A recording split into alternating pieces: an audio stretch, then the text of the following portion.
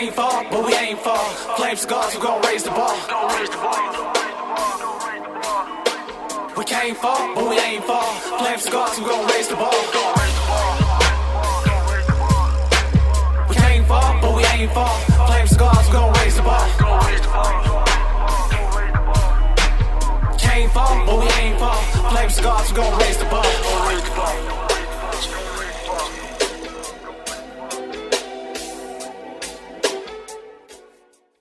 Hey, welcome back, people, to another episode of Raising the Bar with AD Robinson, with your host here, AD Robinson. And guess what? I'm back. She's back. I am back. Hi, everyone. Welcome, beautiful people. Hey, Mrs. Robinson, how are you? I've been trying to get her to come on this thing, but you know, thank you all for a few encouraging words to her, so she's back. And we want to see if we can make this thing permanent. What y'all think? We'll see. I'm like, you know me, I like to be helping you in the background, like get everything together. I think you belong in the forefront. I don't know. I still have to probably get a little bit more. I'll tap into God and ask him what he thinks. I think he likes this. Yeah. But if you guys haven't checked out the last podcast, if you could just go back to I forgot what we called it, mental health. Yeah, we talked about mental health. We talked about mental health. Because that's pretty much, she works in that field, and I actually did some work in that field about a year and a half ago. So go check that podcast out. But welcome back. It's been 2 weeks. It is August the 16th, 2020? Yes, 2020. So what's going on? Time is flying. What's going on? What's happened in the past week or 2 weeks? Like, you've been keeping up with everything. I'm the keeper person. I'm mainly focused on business. That's all I do and think. I don't really watch news. I know bad, right? Yeah. I'm focused on business always. The next step. So you tell me what's going on. Hey, we need somebody to focus on business, right? Yeah. I'm focused on business too, because we still got to be paid, but I still kind of like do a couple of little things, listen to other stuff on the side. This past 2 weeks, it was the Cardi B and what happened with the WAP? I don't know. I'm not even interested in that. I'm not really thinking about that right now. So I have heard a bit of backlash on that. What is your perspective on the WAP? Really quickly, before we get into our real topic of the day, my perspective on the WAP is, listen, this is 2020 and things have matriculated. Like, okay, let me just back it up really quickly. When we were 11 and 12 years old, we were listening to Lil' Kim and I was listening to Trina. Okay, and Trina and they were not really singing anything that's different than the WAP now, Foxy Brown and all of them. For me, it's like, okay, you know, this is just this era. This is Cardi B and Meg. They're of this era. They're of 2020. Right. You know, so yeah, that's true. That's a whole different topic. It's a whole nother ball game. I mean, honestly, it is what it is for me. I know, like, I'm supposed to be like this minister. You know, is that what they call it? Yeah. So, a bearer of the word. A messenger of the word. But, yes. I mean, you know, it is what it is. Like, first of all, it's 2020. Second of all, like, I mean, you probably done and said worse stuff in your own household if you're judging these people. And, I don't know, man. I just don't really have a perspective on that. Yeah. Because it is what it is. Like, if the world was one way, then the world would be boring, right? Yeah, if it was one-dimensional, right? If it was one-dimensional, man, like, it's so many, so much complexity when it comes to things of that nature. So I try to leave it alone, man. It's whatever. I will say this, though. So before we, like I said, head into our topic for the day and what we're going to talk about, we as people, we cannot look at the Cardi B's and the Megan Thee Stallions and expect them to be role models for us or for our children. That's our job, more so. Right? That's our job to make sure that we're modeling how we want our children to be at home. That's just my take on that. That's how I've always felt. Right. You know, I could say, if somebody was to ask me even now, like who's my role model, it would never be somebody that's on TV. Oh, yeah, it's always definitely been my mother or a family member, something like that nature. For me, it's always been my mother. Right. I just think that people need to stop putting these ideals and these ideologies on celebrities and expecting them to be role models for you. They have their own life. They barely could be role models for themselves sometimes. Like they're still young, they're still learning, they're making money, they're in the business of entertainment. Be the best role model that you could be for your children at home. It starts at home. Exactly. That's where it starts at home. I mean, if you putting all your energy on what's going on TV, you know, whatever, like, then you should really ask yourself and look at yourself and really see or just ask yourself, are you really being the role model to your kids? And not only just like being fake and trying to put on for your kids, but allow them to see your flaws and allow them to see your mistakes, so they can see how you overcome them and things of that nature. You know, like, just lead your kids in the way they should go. That's an action scripture. It's an action scripture. Yeah. Not something you just tell your kids. It's something that you show in your day-to-day routine. Yeah. Just how you should be a role model, how you should carry yourself, how you should respond and react to people, things of that nature. So that's my take. But okay, what else going on? Well, everybody know this past week we have finally heard who our vice presidential nominee is, right? So we know it's Senator Kamala Harris. So that's what's up. That boy Joe got him somebody that's running with him, and he has picked up Black woman running mate. Right. I say Black because that's what she said. She's Black, right? That's what she claimed. So who are we to tell her what she is or what she isn't? Listen, not me. Right. It's just so much, so many like fiery darts being thrown at her from all over and about, she's not Black enough. Is she Black? It's so many different things that we're getting now. And I'm like, oh my God, y'all. Let me tell you something. At this point, for me, this is what I'm feeling.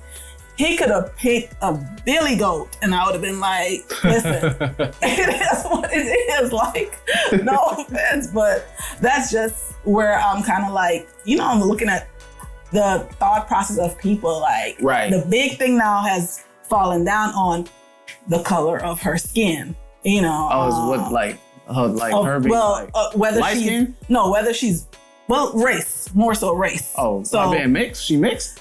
She mixed, right? She is mixed. She's Black and Indian. I think she's from Jamaican descent. She's of Jamaican descent. I'm not too sure if her dad is Jamaican, but I think her mom is Indo-Jamaican. And there's a lot of, so like how it is in Guyana? Yeah. East Indians. So, gotcha. And if her dad's Black, she's probably always written Black on her paper, so she is Black. There is a lot of mixed Indian and Blacks in the West Indies. And so that's too complicated for me, man. I try not to get in those arguments, man, like those debates about color, race. Because I'm borderline a conspiracist, so. Oh gosh.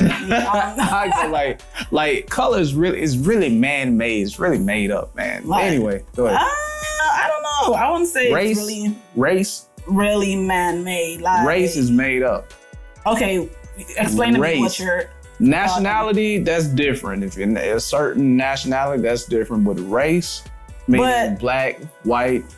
I get like Caucasian. They call it Caucasian. They call them the descendants of Caucasus or something crazy like that. But I forgot where they're from. But yeah, man, white, Black. It's made up. But that's just how I feel. You're born white. You're born Black. You're born, so that's made up. I'm not understanding that part. Well, I know some Indians who are dark as me. Yeah, but they're still Indians. But why? I don't know. That's their nationality. Listen. But he's dark as me. So what makes him not Black? It makes me Black. Now, I agree with that, because that's a big, I guess I could see your point of where you're coming from. That's a big thing that a lot of people argue about, especially, where I'm from. It's like, but if you put all our skin colors together, it's a bunch of lighter shade people arguing about whose shade is a little lighter, but we all pretty much have the same shade of skin. It's just, it's just become like a thing now. But you know what? Honestly speaking, it's not really now. It's just being magnified now. Oh yeah, it's magnified, and that's why I kind of social media and all that. Right, and that's why I want to come to the. I decided that this topic we were going to talk about like colorism, racism, and a little bit on sexism. Just probably touch on those topics a little bit. All the isms. That's what this podcast is going to be called. Cool, I'm with it. All the isms. Colorism, racism, sexism. Yeah, because at this point in society, those things are being magnified, brought up, talked about. It's a lot. You would think that we would be so far gone from it. Right. But really and truly, we really have not gotten far from it. I think a lot of it has been swept under the rug for the last few years. Right. And recently it's becoming more stirred. The pot is being stirred a lot more, especially with the kind of leadership that we have in office right now. So a lot of those things have bubbled up to the surface. At one point it has kind of like been smoothed down and everybody was kind of like, moving along and being okay with it, everything. But really and truly, no, they were just waiting for that little door to open to be able to talk about it. And somebody cracked that door and now it's like, whoop, everybody's gone. Is that a good thing or a bad thing? One reason why I'm glad Trump is in office because it reveals a lot that was hidden. You know what I mean? Like, who wants to go through life not seeing what is really thought of them? You know what I mean? Like by him being in office, a lot of stuff has been exposed, and it is what it is. You know? Yeah, I guess I could see. Like, I try to see perspectives. And being black, like now. If you think about it, what's going on today, like black now, like Black Lives Matter, like this movement is like global. You know what I mean? Think about it. Like, yes, everywhere. And now, like, I work in Roswell. I think it's like 80-something% white. But I feel good being a black man out there, you know what I mean? Just going out there and like, and talk about my community and talk about my culture because now people are more open. Well, I'm not gonna say all people, but more people are open, and some people are willing to talk about, our black culture. But anyway, go ahead, babe. Yeah, I'm trying to get this audio together. Go ahead. I always have this thing that, like, I see it still, whereby we accept a lot of their culture, and they don't accept our culture and the things that we like. Right. And that for me is like so bothersome. Like, but that's man, come on, babe. Think about this. When you came from Guyana, how many Americans in us accept your culture? Like, it's human nature, man. That a lot of people didn't know, first of all. Let me tell you something. Like, people are only comfortable with familiarity, what they know. Yeah. You know what I mean? Like, that's just my perspective. Go ahead. You're right. I'm sorry. You're absolutely right. So that's why I kind of like want to talk about the colorism, racism, sexism thing. Okay. I'm gonna ask you a question. Have you ever like dealt with colorism? I'm sure you've dealt with racism in some form. Colorism, I don't know, man. You don't know? You don't know? Well, maybe you haven't paid attention. I think. I don't know. Colorism, like racism, yeah, of course. Of course. You're a black man in America. Black man in America, racism. I've been in handcuffs, beaten up in handcuffs, yeah. So I experienced that, Colorism, I can't say. Honestly, man, it may sound ignorant. It may sound, I ain't even gonna say Uncle Thomas because, it has nothing to do with, but I just don't pay attention to it. Okay. Like, if you don't like me, that's your problem. That's just how I feel. I don't care if you're black. I don't care if you're white. If you don't like me because I'm black, that's your issue. Only thing you shouldn't do is try to harm me and my family. Don't do that. That's a problem. Or my loved ones. That's a problem. And if you try to stop me from progressing, that could be a potential issue too, because that's gonna bring out the dog in me. You know what I mean? But listen, go ahead, I'm listening. Those things could kind of stop you from progressing. They try to use those things from. Let me rephrase it. They try to use those things to stop you from progressing. I agree. Color, the color of your skin, and then race, and even sexism for women. A lot of women, we deal with, sexism. Yeah. And I want to speak on colorism, because that's always been a topic that was in the back of my mind for so long. Now, have you dealt with colorism? Chocolate. I like me some chocolate. No, let me tell you something. I have dealt with colorism. Yes, I have. I have. Coming from a West Indian family, West Indian upbringing. Right. It's a big issue in West Indian culture. Okay. And I would say I didn't deal with it so much within my mom's side of the family, but I saw it a lot in my dad's side of the family. Okay. Yeah, I really did. It was always this aspect of, this person is too dark. Are they this black person? Really?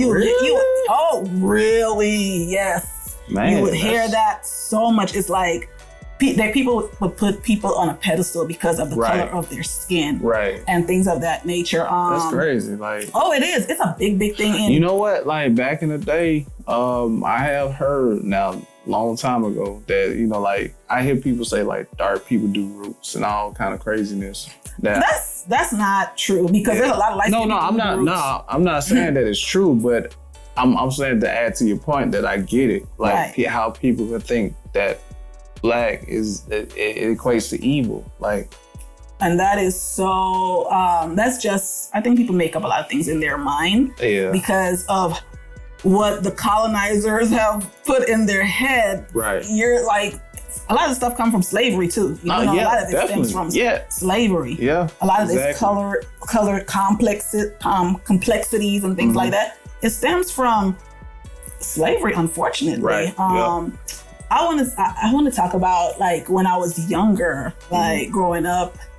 I remember this one time. I had got this.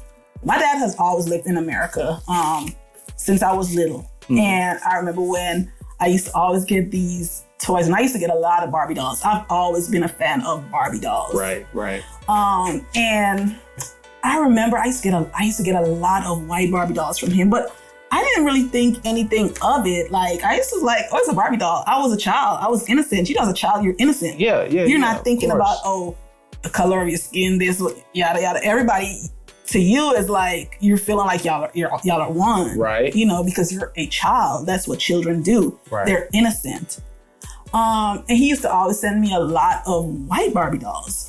Everything that came, it was always white Barbie dolls. And I remember this one time, I got a black Barbie doll, and she was a bride. Oh my God. And I think that's when I really was like, oh my God, there's black Barbie dolls. Yeah. Because I would always get these white Barbie dolls, and it would be I'll get Cabbage Patch dolls, and they would always be, they weren't the same color as me, but I was still playing with them because I thought, hey, I like them. Right. But when I got that black bridal Barbie doll, I was so fascinated. I think it was finally a point whereby it was something that I could relate to. Yeah, yes, that's the word. I could relate to. I was like, oh my God, this Barbie doll is beautiful. She had long, beautiful hair. She was complexion. Yeah, she was chocolate. I've always been the chocolate girl. I lost my friend's sidebar. I like chocolate too. Let's stay focused here. Go ahead. But yeah, I looked at that doll and I was like, oh my God. And I think I was 8 or something like that. And it was coming down to the end of the school year. And I remember my mother had always kept this doll put up. She made sure that doll was put away. And I remember I was like, okay, Mommy, I was like, we could bring stuff to school. It's coming down to the end of the year. And I wanted to bring the doll to school. And she finally gave in and she let me take that doll to school. By the end of that day, that doll was stolen from me. Who stole it? I don't know who stole that doll. I cried bitter tears for that doll. I knew that I was going to go back home, and my mother, with her West Indian accent, was going to say, when you don't want to listen, you got to feel, because I told you not to take that doll. And I'm sure she said something like that, of that nature. And I don't think I ever got another black Barbie doll after that. Really? That doll was like... I'm going to have to go get you one now. Man, and I was like, yo, I need to make a collection of Barbie dolls. But seriously, it really allowed me to relate that there are black, Barbie dolls. There's more black things, because European, Western culture, it always shows you that everything is, that white is right. Yeah. White is better. And that is an issue that has been there for so long. Right. And it's now being addressed. That's why as I'm getting older and I see little black girls, I say, oh, you so beautiful. Right. Oh, you so pretty. But okay, I get the black, with the black, the chocolate, because I love chocolate, What about the not so black, the light skin? Oh, you talking about light skin, lighter complexion? Right. And I'm playing devil's advocate, because I know a lot of, us brown skin, we talk about it because we can sometimes be battling against our own, each other. Even light skin, because I know a few individuals who are mixed, right? And they would tell me they just don't know what side to play on, because they're not accepted on either side, kind of. Think about it. Because with white, you black. With black? Or black, you ain't black enough. Oh, yeah. So on either side, like, you gotta, it's like, when you pick one, you gotta work extra hard to be like the side that you want to resonate with, either black or white. So, what about that though? Brown skin, like, we know, like that. See, and that's another thing too. Like, it's what they call blatant. It's blatant is out there. People know, like, okay, there is colorism or racism against brown skinned people or dark people. But what about the ones who are mixed? Do we consider that racism, colorism? What do we consider that? Honestly speaking, I don't know, because I've always accepted people for who they are and what with their skin tone. Unless you treat me badly, unfortunately, that's the only time I would come back and treat you, like you don't matter. And I'm sorry, that's just a human nature. It's not saying I purposely want to do that. I want to love everybody with the love of God all the time, but it doesn't always work out like that. And and the wise words of little baby, he said, I ain't gonna charge you. I ain't gonna judge you by your skin, but by your mind and your heart. The little baby be going off. Anyway, go ahead, baby. Yeah, and that is, I don't know what they feel or what they go through. Right. I'm sure that it's not easy, like being stuck in the middle of that spectrum. Like, you don't know, definitely. Who accepts you. Do the white people accept you or the black people accept you? It's kind of like hard. I would love to hear from somebody like who has been in that situation. Like if you're listening to the podcast and you mix, man, just reach out. You can either email Krisanne here. Yes. What's your email, babe? It's misskrisanne24@gmail.com. That's MISS. Or you can reach out to me at adrobinson.inspire@gmail. If you got some issues that you're dealing with as far as colorism, or you're mixed and you deal with some colorism, or you dark skin and you did, man, just hit me up, let me know your experience, hit Krisanne up, talk to her as well. So, it's funny because I started reading up a lot lately about racism, colorism, and all that stuff. Right. And I found an article and it said, I highlighted something that said, studies have shown that due to societal influences, many people associate beauty with lighter skin. Oh, wow. This is especially evident in children. Oh, yeah. And I know that, and I believe that, and I see that. This belief has led dark-skinned children to feel inadequate in who they are and inferior when compared to people with lighter skin. Right. That's why I was just saying that it's so important that we, build little Black girls and boys up. That's true.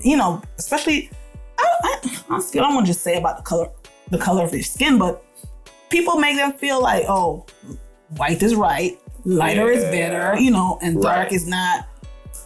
I think, and especially throughout this time, it's a time of balancing, because again, Black people, we've been looked down on for so long that now we're making a stand and people are starting to open their eyes. So as, with colorism, like now we understand how beautiful Black is, and now we have to continue to emphasize that. However, we don't want to go back on that unbalanced playing field where now we're up here and people are down here, if that makes sense. Like, if you're not us, then you're down here. If you're not this color, then you're down here. That makes sense. Like, everything kind of reversed. Yeah. I would love for us to live in a world that is just balanced. Straight across the board. Yeah. Everybody just accepts each other and everybody is loving on each other. And we are not worried about the color of each other's skin. But unfortunately, that's not where we're at. No, it's not. It's not. It's not. Like, it's not. Again, throughout this time, it's just what it is. What it is. And now is racism and color is out there now. It's like it's wide open where we can see it. So and that colorism thing is very, very serious. Like I said, throughout the West Indian region, a lot of people would bleach their skin and things like that. Wow. Yeah, skin bleaching is a very, very it's a taboo topic, but it's happening. It's been happening for years, but it's been more, I guess, acceptable here of late. Right. I don't understand it. I really don't, because how can I say this? I was always the girl that was like one of the darkest people amongst my friends. But that's okay, So you was the chocolate one, huh? Right. I've always been that one. And you was probably the one I would have went after too. Oh gosh. Well, you married me, so you ain't going nowhere. Anyway, but listen, no, seriously, all jokes aside, that's just something that I don't remember it ever bothering me when I was little. I don't even remember it ever bothering me. Maybe I always probably thought, I'm the darkest one, or, But I've gotten so comfortable in my skin as I've gotten older. Right. It was never, in our house, it was never, this person is better than this person because they're a little bit lighter skin or whatever. We have several shades of people. Within, my household, or within my family. Yeah, y'all sure do. We have a lot of, people, but like I said, on my mom's side, it was always, everybody was just same playing field. Nobody was looking at each other's skin, the thing they, were better than the other. No, we didn't have that. It was nothing of that nature. And I never thought of about bleaching my skin or anything like that. Like, I sure hope not. Now, and a lot of this is coming about too, like I said, because of the political climate and atmosphere that we are in. These things are being more honed in on. So what are your thoughts, even now with everything that's going on, we have, like I said, we were talking about all the isms. We have colorism. Right. Now, we are dealing with racism too. So, what are your thoughts? Let me ask you, you said it, of course, you've dealt with racism. Right. Yeah, right? Yeah. And I want to say, let me talk about my experience with racism. I did not experience racism growing up in Guyana. Even though it was there. Like I said, I was a child. Right. And then my eyes started to open to, let me back up for a quick second. I've always had a lot of different races of friends because we are a nation of several different people. Right. We have a bunch of different races who were brought there. Some people were brought there as slaves, of course. Right. Brought there as indentured laborers years ago to work on the plantation, and then eventually, it spread. People stayed there, and it became whereby they started multiplying. Right. So it became a land of many people. We're known as the land of many people. Makes sense. So I never really I don't think I experienced racism directly ever growing up when I was younger there. I had this one friend that me and her we were always cool. We're still pretty cool now. I used to always go to her house and her mom, I think her mom may have been a slightly racist. Now I'm sitting back thinking about it as I got older. I started kind of going back in my head. No, I don't know. I don't want to really specifically say that her mother was racist, but I was sitting down, like laying down one day, and I was thinking back in my head, and I was thinking about how her response was to me. And I don't really remember it being super welcoming, but it wasn't nasty either. Right. So you kind of have to be very mindful of even where you allow your children to be and things like that. But also, children have to get experiences. Yeah. That's what shapes you. That's what helps you to see the world. You can't protect them from every single thing. Right. Now in America, when I first came to this country, I did not think that it was going to be like how it is now. I was like, oh my God.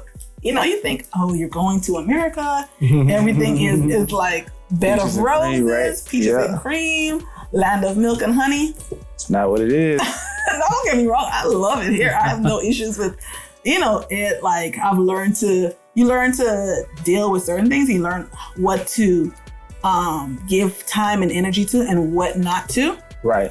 And I think the first time I experienced racism in itself, I was in Fort Valley. I was going to Fort Valley State, and I was working at this place called Fred's. Okay. And shout out to Fred's.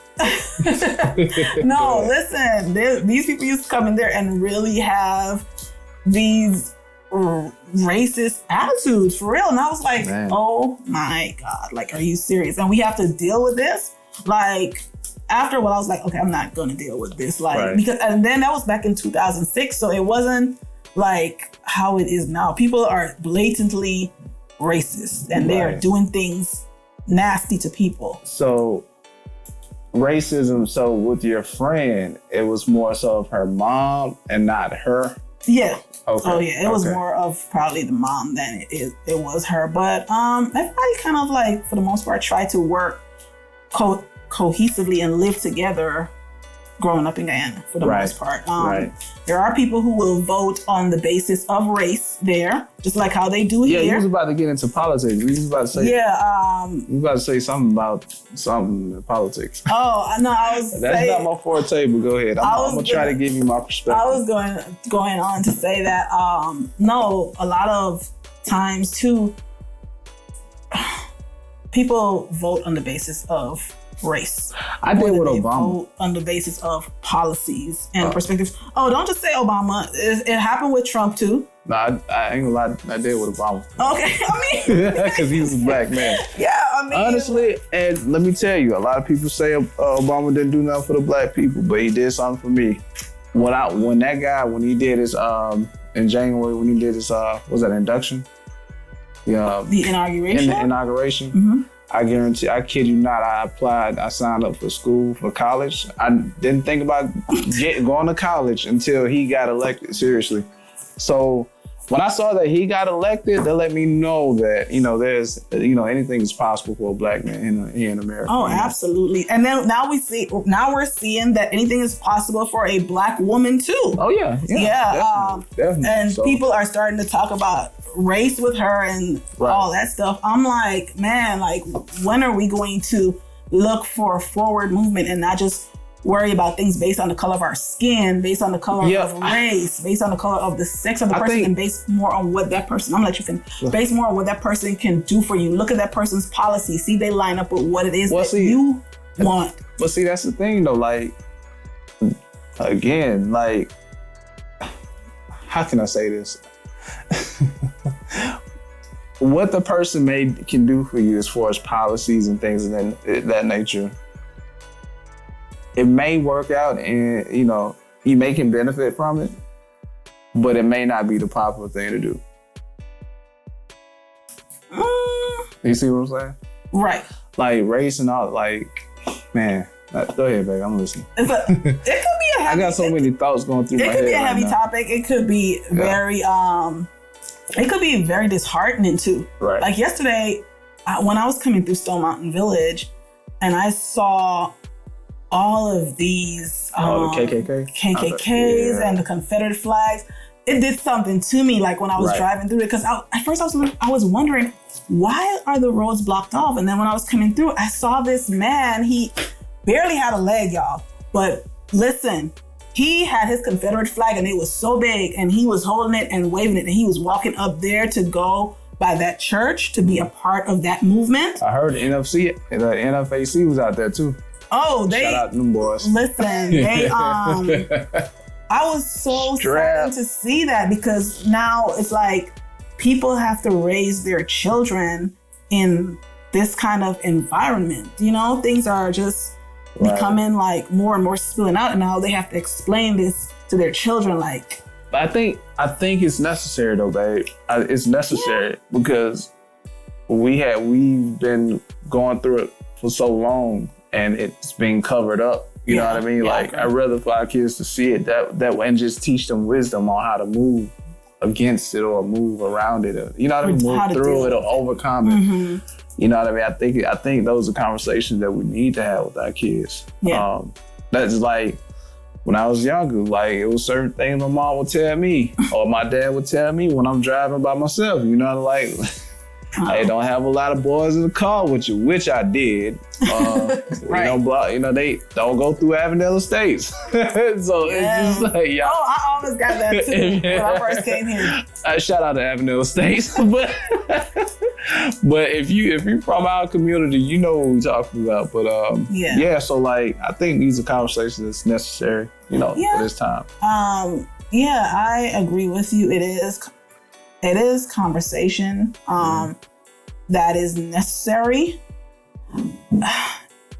For me, it's like so disheartening because I'm like, we've come a long way, but it's like we have not, really gathered everything that we need to gather. And it's like 10 steps forward, 20 steps backward. Right. That's how I look at it. Like, oh my goodness, when I saw that yesterday, I was like, okay, y'all are supposed to really be in the park doing this protest. Right. It's supposed to be a peaceful protest. Well, no, Stone Mountain closed the park. Right, Stone Mountain closed the park because they didn't want that in there. But mind you, Stone Mountain has always been known as a Confederate, they talk about that monument that's on there. But check this out, it's 2020 with all this black, we got a global movement going. Yes, you think Stone Mountain? Nah, because guess what? If they don't get that down from up there, they're going to start losing a lot of tourists because a lot of people are starting to open their eyes to see what's what, and that's their money. That's money that's going to be coming out of their pocket. So guess what? They don't want that in there.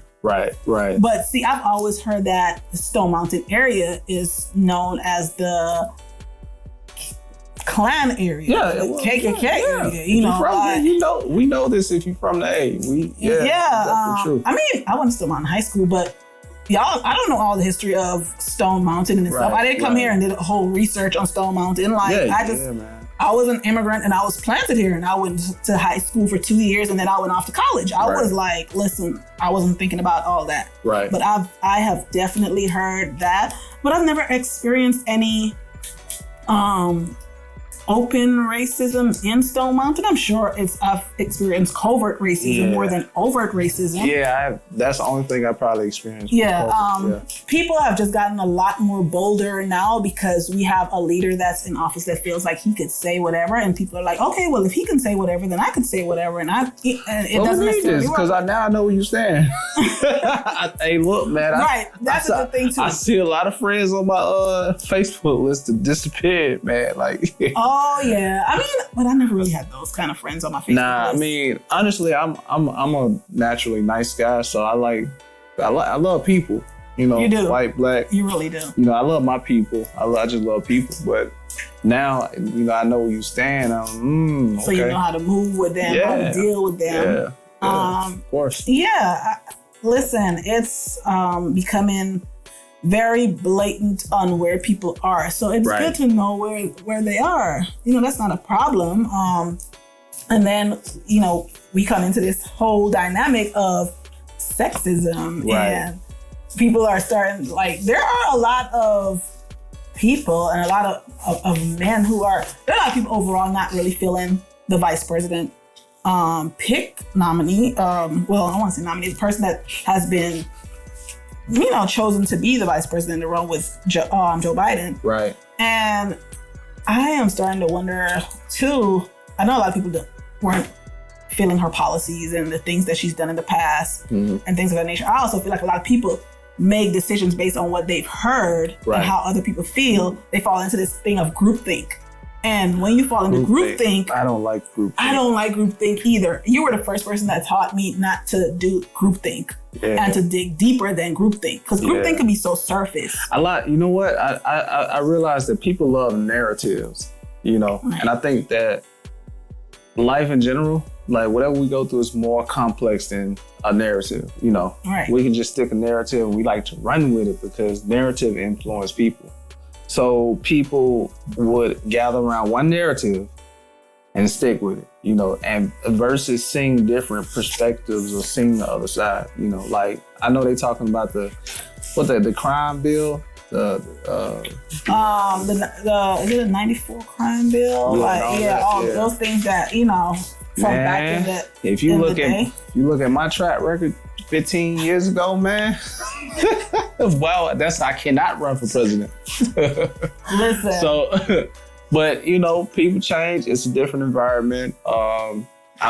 Me saying this, it has nothing to do with my political perspective. I'm just put that out there because personally, I think I'm a libertarian. I don't know yet. But so I don't know yet. Listen. I'm still searching. I'm searching my soul in that area. And that's okay. I feel like it's not my place to tell people what they should be, who they should vote for, or whatever. As long as people go out and cast a ballot, that's all that matters. Because of you deciding not to vote is you making your decision that you like what you already have. Right. And you have to know if you want to deal with that for another 4 years. But I'm not gonna get into politics. I'm trying to really stick on the basis of us talking about, colorism, racism. Well, how long you got, man? Sexism. No, I'm not about to read all this. It's just she wrote a paper. No, I didn't write a paper. I actually went and pulled some stuff so that I could talk about, the whole basis of the colorism spectrum. That's really where I really wanted to stick. And then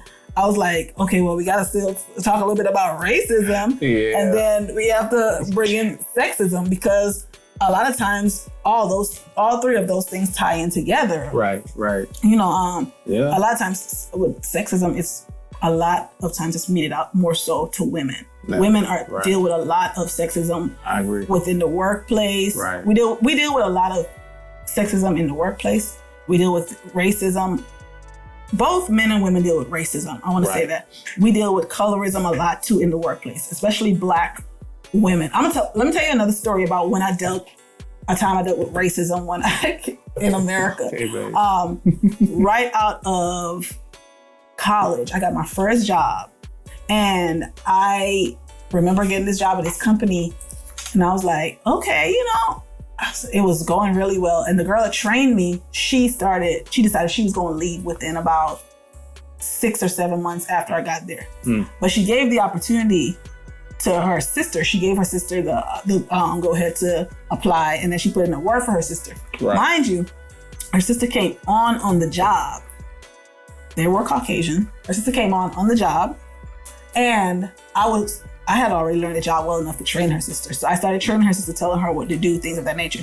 She got to this point where she was like, well, you're telling me this like I don't know this, or you're talking to me like I'm stupid. And I'm like, no, I'm just trying to teach it to you the way that they would expect you to do it. They have a certain expectation from us. Long story short, within about, I want to say 2 months or so, she got promoted to another position.